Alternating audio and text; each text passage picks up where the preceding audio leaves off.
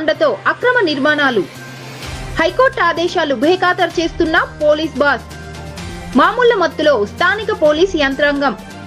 గ్రామ కార్యదర్శి అక్రమాలపై చర్యలు తీసుకోవాలని ఫిర్యాదు చేసినా పట్టించుకోని రక్షకులు.